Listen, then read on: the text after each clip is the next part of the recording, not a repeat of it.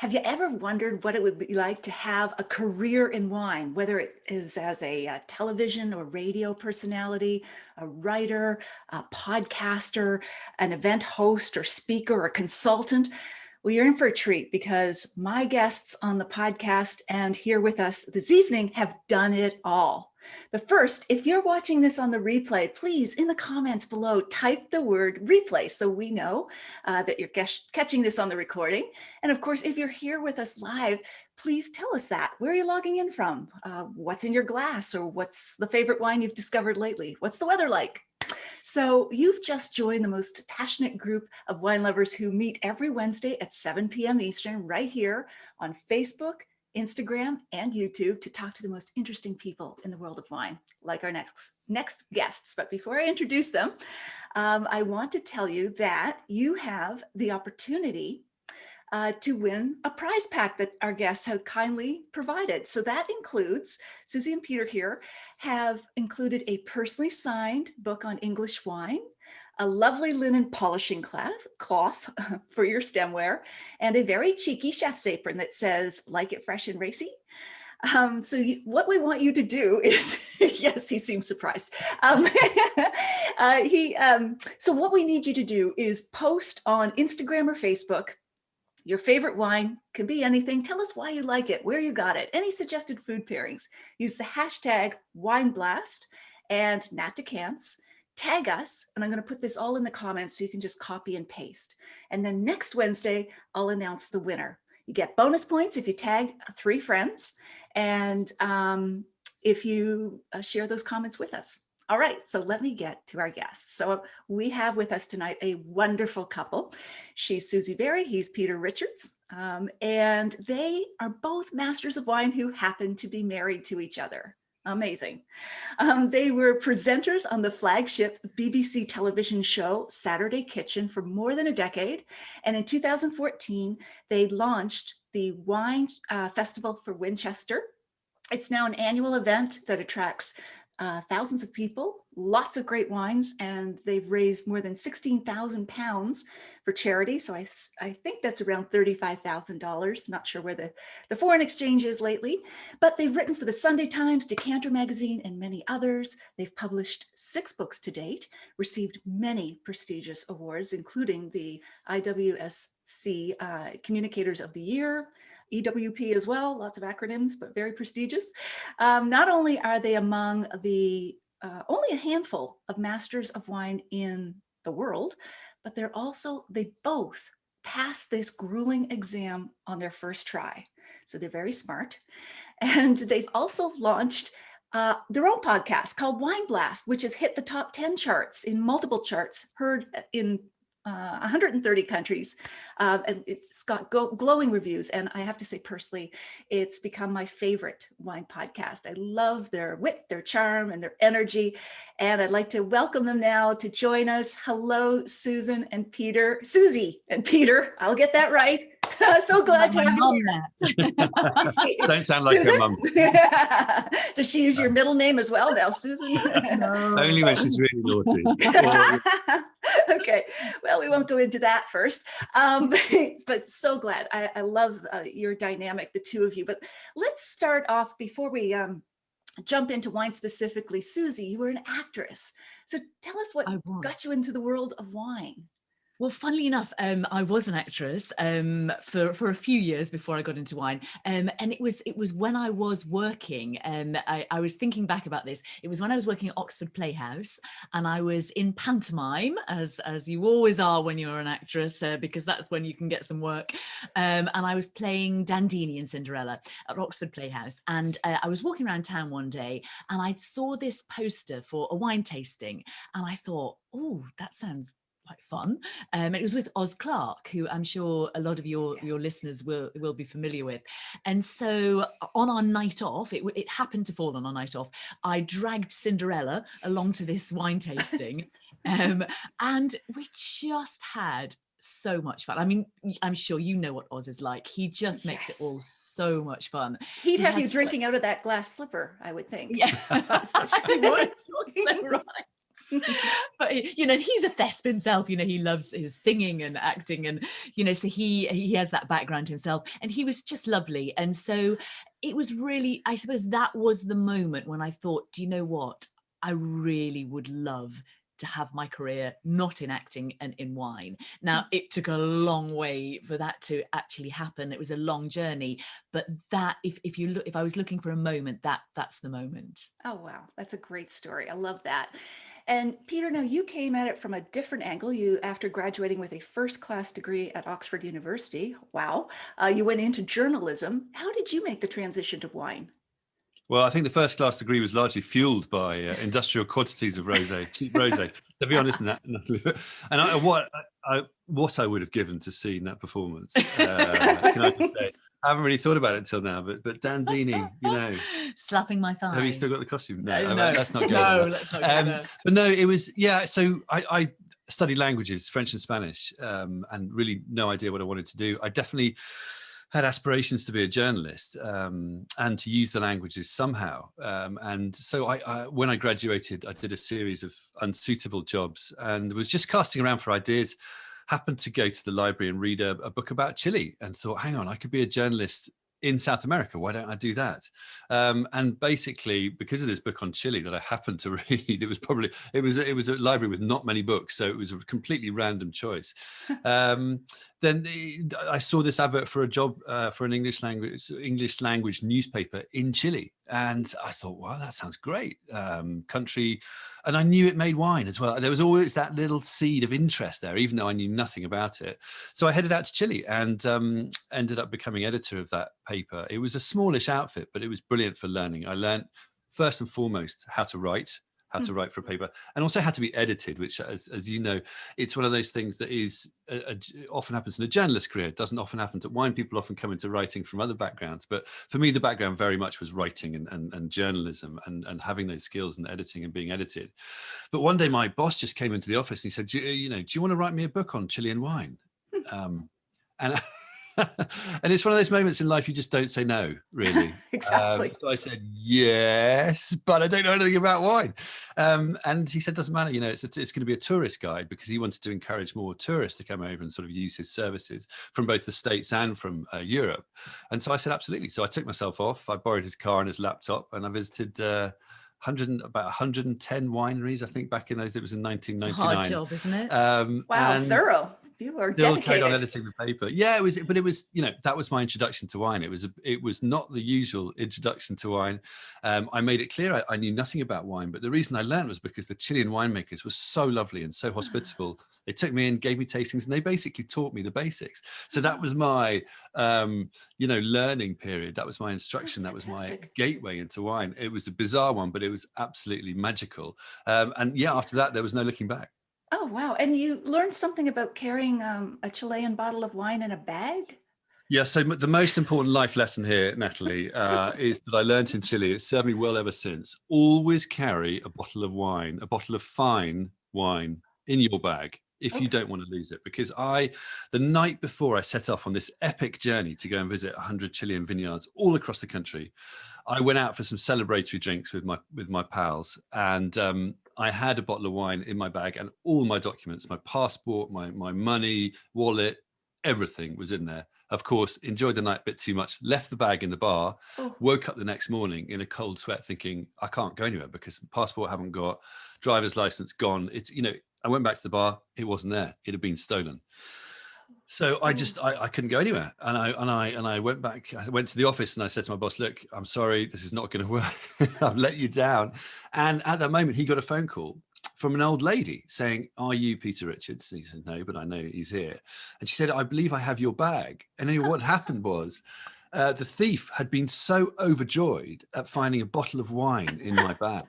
He completely didn't look for anything else. He didn't look for the passports and the money. There was a king's ransom in there at the time.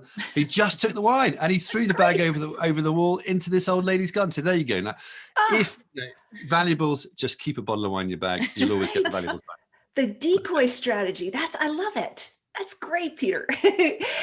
So this may be a similar answer for both of you or different, but take us to the worst moment of your wine or wine writing career. Oh Gosh. This is a really tough one. That's a Yeah. really tough question, because I think as wine people, we naturally think about positives, don't we? We always think, we do. generally speaking, you know, what your wine career is often positive. It is, and you know, you feel a bit of a fraud if you start complaining about being a wine writer. That's right. Those tiny violins come out. Oh. Seriously. Yeah, exactly. I mean, I think one of my memories of feeling terrible was actually to do with Master of Wine course, and it was I'd only just embarked on it. I didn't know, Natalie, I hadn't got a clue what I was letting myself in for. And the first thing you do really is go off on your study week to Rust in Austria, and I just remember getting there and feeling so excited, and within minutes realizing I knew nothing, and this was going to be the hardest week of my life. And it genuinely was the hardest week of my life. I felt sick, I think, for the entire week. And it's there etched in my memory. I mean, everything got slightly better from there on in, but it was tough. So it wasn't really part of my, as it were, my career, but it was part of my journey as a wine expert, if you like, as an MW. Sure. Wow. Yeah, that must have been nail biting. I mean, we'll talk more about the Master of Wine process in a bit, but yeah, Peter, do you have a different memory or anything come to mind? Yeah, well, I have a memory of Susie coming back from that trip, actually. Okay. Having to pick me up off the floor. Yeah, I'm sure we're going to talk about it in a bit, but you know, Susie was the one who first said she wanted to do the MW, and I tried to talk her out of it. I said, "No, this is, you know, you don't need to." She was already a well-established journalist, but she was adamant, and part of that was to do, I think, with women not being taken seriously enough. Yeah, without getting too serious about it, but I just felt it was, you know, it wasn't that I was treated badly in any way. I just always felt I had to slightly prove myself a little bit more. And I thought, if I just could get this, if I could do this, get it, and say, right, I'm Susie Barrie, Master of Wine, hopefully that initial having to prove myself, that hurdle will be got over. And then if I fail, that's my, that's my doing. But at least I'm not one step behind before I even begin. So anyway, I tried to talk her out of it and say, but she was vehement. She didn't listen to me, as ever. Story of our relationship. And but she did it, and I was so lucky doing it after I came after her, that I was already prepared. When I had those, I can understand exactly what she meant when I got to Rust to do my first residential course. But because I was pre-prepared, it was so much easier. So I've got her to thank for that. But no, I mean, we all have downs in our career, and I think it's important to be open about this, actually. There'd sort of be two things that come to my mind. First was, I've only ever received a kill fee once in my career. And a kill fee, for those who don't know, is for an article that never gets printed. So you write it and submit it, and it never gets printed because the magazine or whatever doesn't like it. That was for, I'm not going to name names, but it was for a magazine that was setting itself out to be super high level, super intellectual, super kind of up there. And I'd done the Oxford thing. I'd learned how to write in a highfalutin style when necessary, but I couldn't bring myself, however hard I tried. They specifically asked for footnotes and figures, in an article. And I tried to write that kind of article, but I couldn't, because wine, I just felt wine was such a fun thing, and it was something to make easier for people rather than kind of talking it up and making it deliberately erudite. So anyway, that ended with me just not being, and the magazine saying, do you know what, this isn't going to work, so we'll pay you a kill fee. So that was quite a low point in a way. Sure. But with a good learning, in the sense of I wasn't prepared to compromise. That was my style. And okay, maybe I can't work for certain people. Maybe certain magazines aren't going to be me. But that was quite an important learning point for me, even though it was hard to get my head around, because that in a way was failure, and I hadn't really done failure. And then the other one, I guess, yeah, and exactly. Now, with the kids, we're learning failure's a good thing. Fail every day. It's when it's something to be embraced, and this Absolutely. is the new thing, the teaching mantra, isn't it? Is failure is something you embrace because you learn so much from it. And I suppose the other thing was to do my first book called Wineries with Style, which is on the architecture of wine, wineries all around the world. Now, not in the sense of a dry sort of architectural treatise. It was because I know nothing about architecture. It was more a kind of just a chance to tell the story, the history of wine, if you like, through the amazing places we all get to go and visit, from chateau to castles to super modern, funky places. But it was a sort of at a Christmas party, and the publishing executive said, you know what, your book really should be doing better, but it's not, because we don't really know how to sell it. Oh, Because we don't know whether is it wine, is it architecture, is it travel, is it history? So, right. we can't really sell it. And that was a really profoundly difficult moment, because I thought, well, I've got no power here. I can't really affect this. But it made me learn two things. Firstly, never go into writing a book until you know how to sell it and you know who your Right. market is, which I think as wine people, we often tend to just think, well, because we can do this and we're excited, we should do it. Well, Mm. no, what purpose is it serving, and how are you going to get it to those people to help them? And secondly, wine shouldn't be constrained in just pure wine senses. It can be, and it's a lovely subject unto itself. But like you do brilliantly, so much stuff with food. Wine should be about food. It should be about Yes. art. It should be about architecture. You should enjoy these things. These are all things to enjoy, and they can be enjoyed together. So it kind of made me more determined in a way, just to sort of try and prove that point in the later career, which and that was 15 years ago. So it hasn't hurt too much. Wow. And I agree with you completely. Like, bring people into wine through these other avenues, which the two of you do, whether it's, food, especially leading with food. More people, I think far more people are less intimidated with food. Like, a chicken is a chicken. I'm not going to worry about vintage charts and where did the chicken grow up and all the rest of it. And I think that is a way to make wine a little bit more relaxing and less uptight as a subject. Sorry, But I'm just moving a microphone, oh, Natalie. sure. I see weird shadows, No so don't worries. mind me if I look like I'm doing with We've things. got some things It's going. some microphone boom. I'm just shifting around. Sorry. That's You keep talking. okay. It's quite all But I right. think you're right. I think you're right. And frankly, how often do any of us drink wine without food? Right. It's so much a part of drinking wine, isn't it? And Yes, it sharing is. wine, you share it with food. And Yeah. so if people can understand food, then of course they can understand wine. Yes, you can't understand every intricacy, but you can certainly get it, and understand that tastes really nice with that, so Right. that's a starting point, isn't it? Absolutely. Yeah, definitely. I love your approach. And now I believe in happy endings. So we have to go to the best moments of your career in wine so far, I should say. You've got many more ahead of you, I'm sure. Well said. Well said. Well, I mean, yeah. I would first of all, I would say, passing the MW was an amazing day. So that was a real high point. But one of the big high points in recent years was launching the wine festival. That first year, because Natalie, it took so much work and it was so unknown to us. It was also our own project, which you will definitely appreciate that. Some things you do and a lot of things you do are for other people. Yes. Most of the time, other people are in control. Actually, this was all ours, and so we were in control, but then that obviously comes with the jeopardy of not knowing quite what's going to happen, and it was really successful, and it was such a happy and uplifting experience that I think that would have to be a high point, wouldn't it? But I think it didn't happen overnight. That's the other thing. It took a couple of years, didn't it? I remember when we launched this really big festival, we wanted thousands of people to come. I remember the first people coming through the door, and the looks on their face was just, what have I got myself in? Why were they looking like that? Well, because they thought it was going to be really serious, or and they didn't really know. And it was only when they walked into this massive hall with like hundreds of wines for them to taste, they suddenly started, and you could see the light bulb come on in people's lives. And this was the important thing about the festival, wasn't it? It wasn't us trying to impose, which is what you do really well as well. It wasn't us trying to impose, say, this is what you must do. It's just, look, we are just the conduit. We are here to help you find and enjoy good wine. And that's if we had a mission statement, that would be it. It's what all of our mission is, isn't it?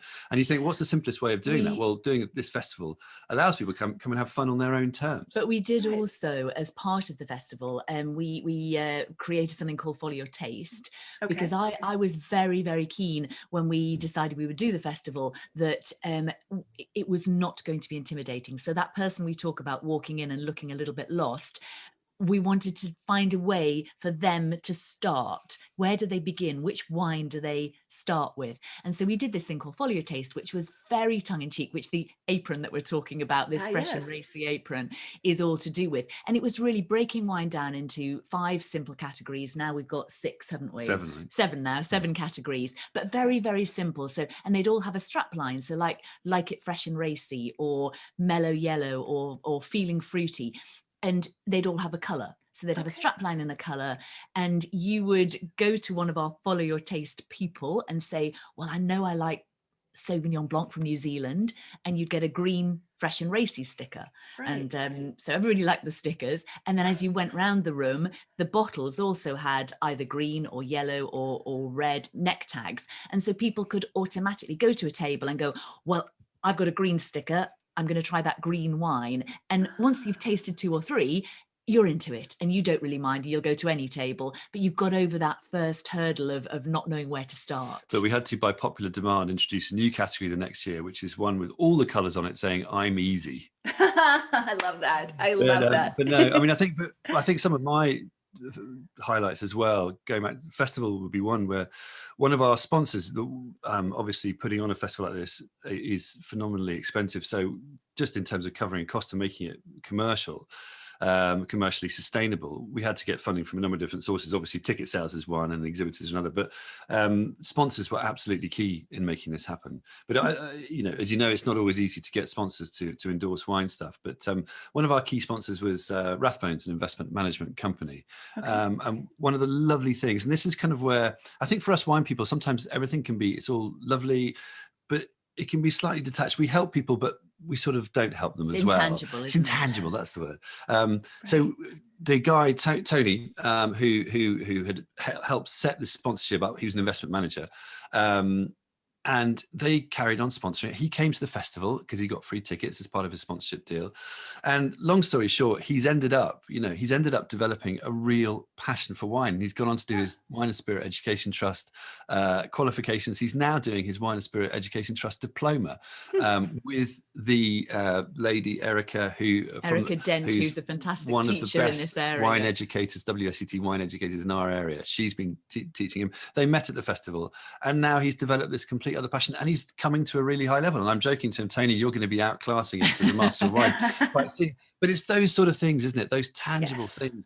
That's where it's just lovely. It's like a teacher. And I know you've got teaching in your blood, but that feeling, as a teacher, when you help someone genuinely become passionate about something and change their lives in doing it, that's what it's all about. Starting that spark, like that, just seeing people turned on to wine. And as we know, it's a subject that's easy to get passionate about. But no, on that note, just one little anecdote story of a moment which maybe wasn't the greatest sort of moment in wine, but it's when you realize along similar lines that you're making a difference to people, was when we'd been doing Saturday Kitchen for a couple of years, and I was just walking along in London, in quite a dodgy part of London. It was a bit dangerous, one of those areas where you check your wallet just a bit more than usual, your bag, move quickly, and as long as you had a bottle of wine in that bag, you were fine, though, right? Of course. That was my other strategy. Yeah, throw the wine. Look, there's the wine. Run. It was.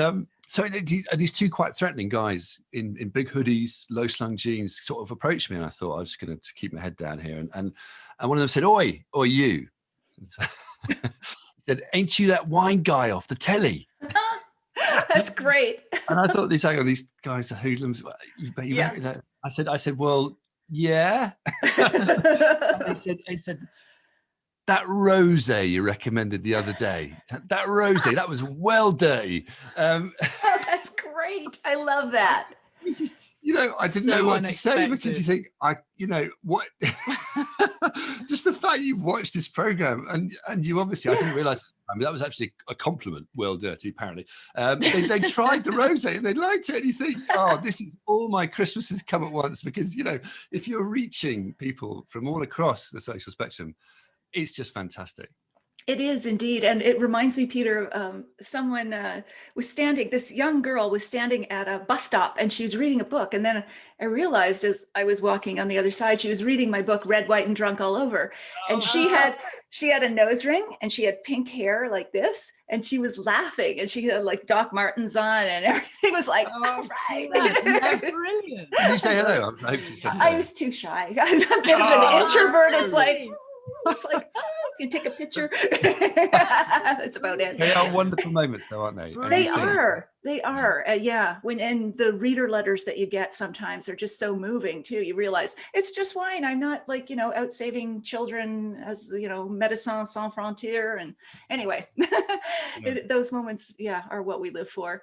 So what do you think you'd be doing though? I guess what you'd be doing if you weren't writing about wine would be original careers, I guess. You would have continued along those paths. So, okay. I think pretty much so. Yeah. Probably, yes. Yeah. I mean, you'd still be in who Panto. Who knows? I don't know that I would actually. I think I would have moved on and done something else. Acting's such a tricky career, it really is. I mean, sure. I'm sure you would be right. Well, I think you would actually be writing your novel. That Peter keeps telling us he's going to write a novel, Natalie. So maybe if I say it now, he has to do it. Maybe it can involve wine somehow. Yes. Or, I mean, start with that decoy strategy. Your family is sort of quite, hotel and yeah. restaurant I mean, I was background, brought up. My entire childhood was all in pubs, hotels, restaurants. So it's unlikely that I wouldn't be in that world somehow. I think I would have moved on from acting. Yeah. Oh, perfect. Yeah. Okay, well, let's look at some photos because you've shared some great ones with me, and I want folks to see this. Can you see my screen right now? Yes, we can. Okay, there you are. We're slightly nervous as to what's coming.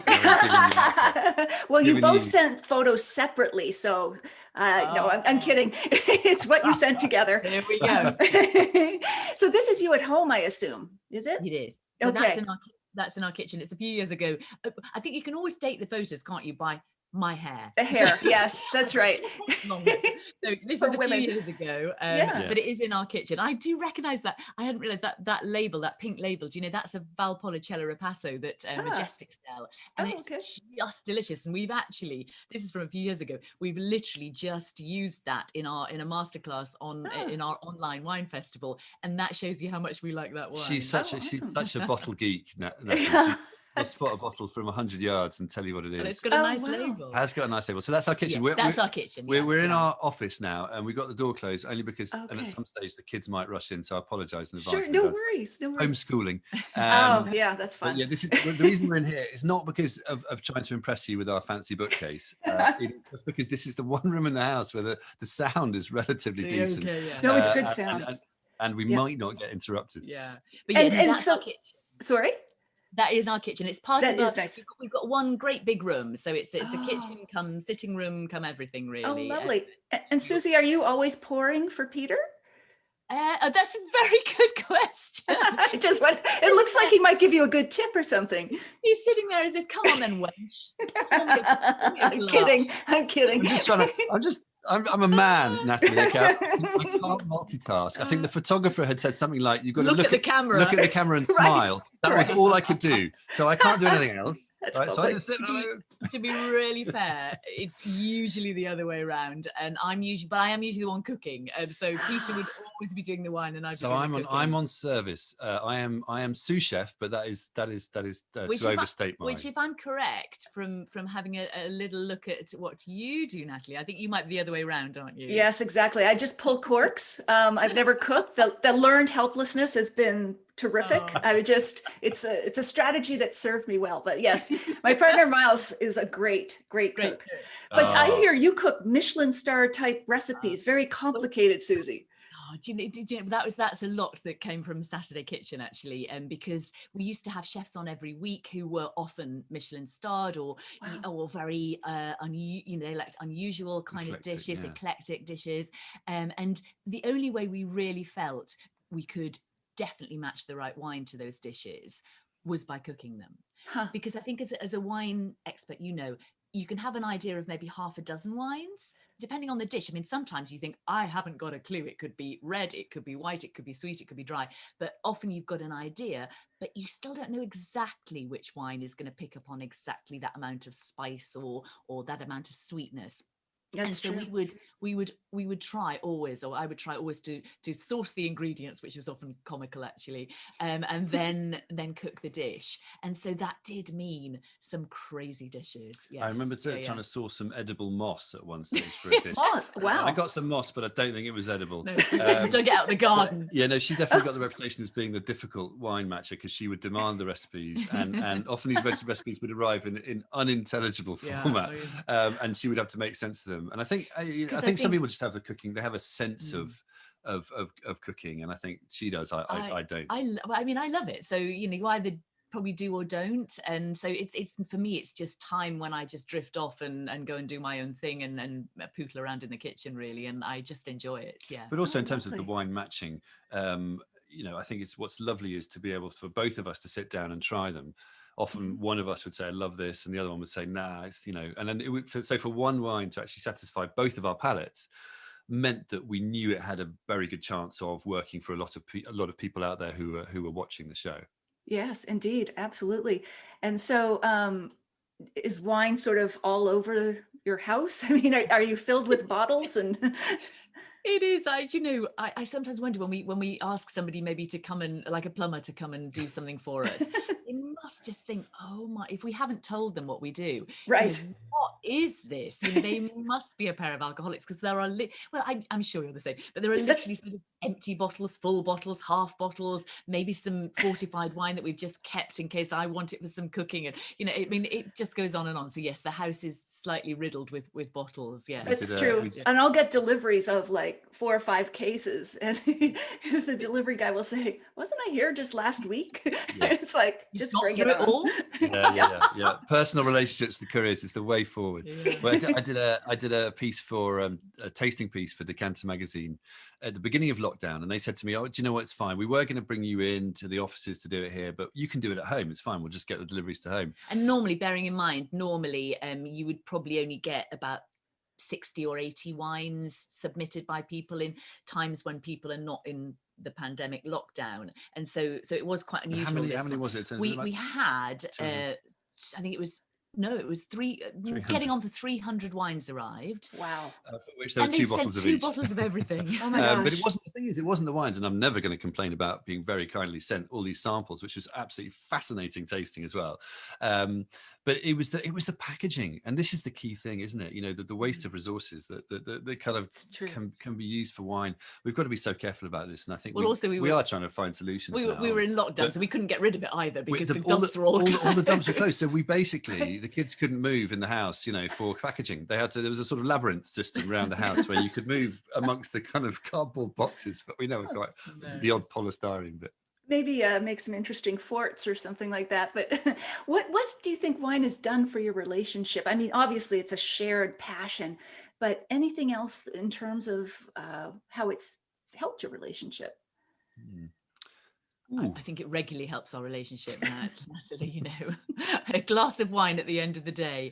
That's a really interesting question. I mean, it's hard probably to separate the relationship from wine, really. Careful. Careful. It's our career. It's a very fine line she's treading, isn't it? I'm very keen to what she says next, to be honest. Keep going. Wasn't for wine, would we still be together?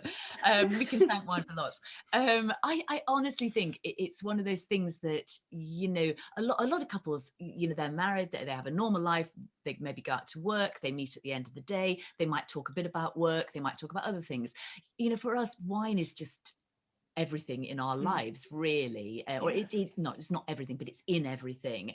And it is what we talk about, but it's mixed with everything else. So it's just a shared passion that we feel quite lucky to have. And I don't know, would our relationship be different without it? It's impossible to say, because it's got it and it always has had it. And I think it just gives us something to talk about really all the time. And Susie's right. It's there, it's the work and there's projects and stuff, but then we can switch, and it's something we're enjoying at the table, and we can discuss it in non-geeky ways. It's something we're just enjoying. So we're very, very lucky in that sense. It works. It's a nice symbiotic relationship all around. And maybe you'd slightly flip it and say, well, actually, maybe our relationship has helped our career in wine because we bounce off each other the whole time. Yeah, actually, that's a good way to say it. Yeah, and that really does help, because I think so much of wine, as you know, is working with other people, talking to other people, bouncing ideas. Not just opinions about wine, but what we're doing with wine, how we communicate it best. And yeah, that's definitely helped a lot, hasn't it? So, yeah. Sure. All right. I think this is next. So this is related to my question. Are your children interested in wine? I love this. No, that was just Susie did that after a big night. That was that is a brilliant. That was our daughter. That was our daughter. I don't know how old she was when she did it, but it says, "I love your job," and a bottle. So for those who are listening to the podcast, this is great.